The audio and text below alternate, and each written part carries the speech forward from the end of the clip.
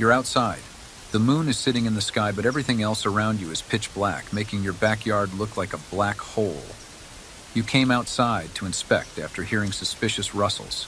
The rest of your family is out of town, so you had to fend for yourself. Maybe an intruder, an animal. It annoyed you too much that you couldn't stay inside forever. It's staring at you.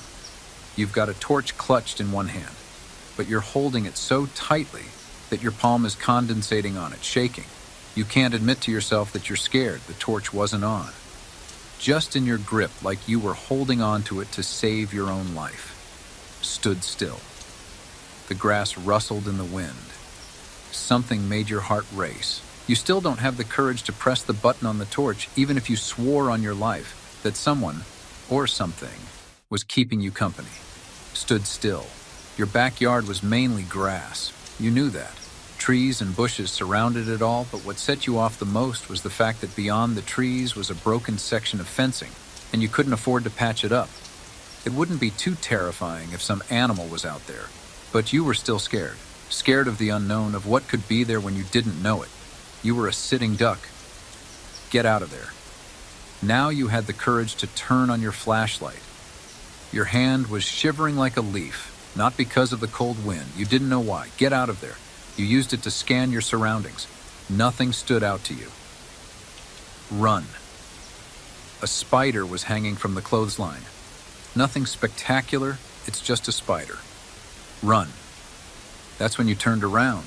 You felt your heart stop for a second, and when you tried to move, you couldn't. There was a figure in front of the trees. It's a man. It resembles a man, anyway. His face is deadpan. No hair. He's as pale as a sheet of paper in your light.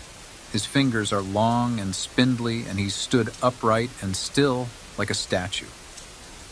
He's got on strangely formal attire for someone who's just showed up in your backyard.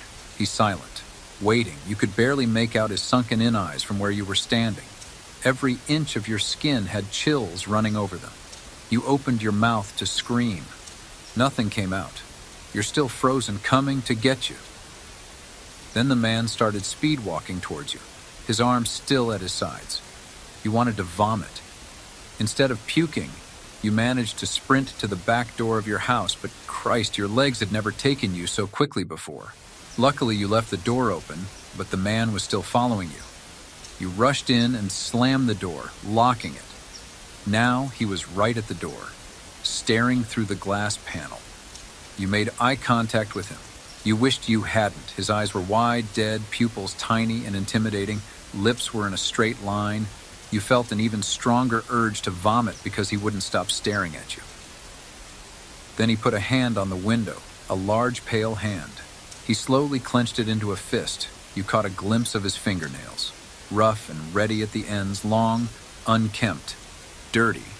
Now you had to get away before you spilled your stomach onto the doormat. You ran straight for your bedroom.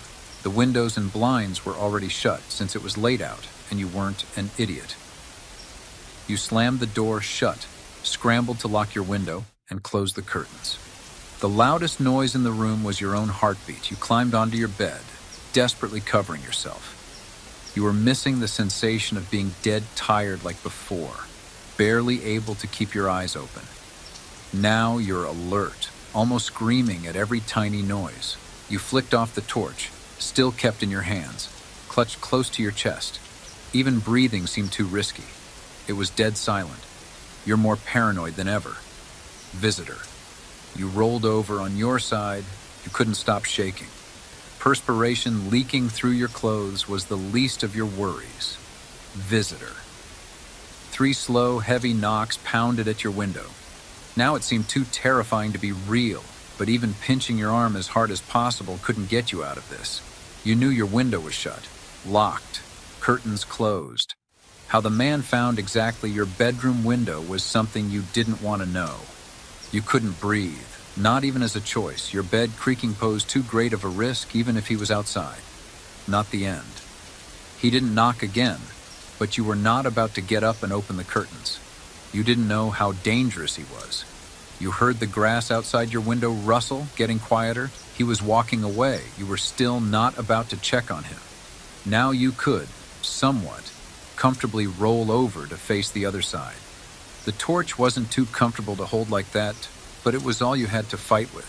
Minutes felt like hours when you were laying like that, wide awake. Then you heard the knocks again. Your gut dropped. They were coming from your bedroom door.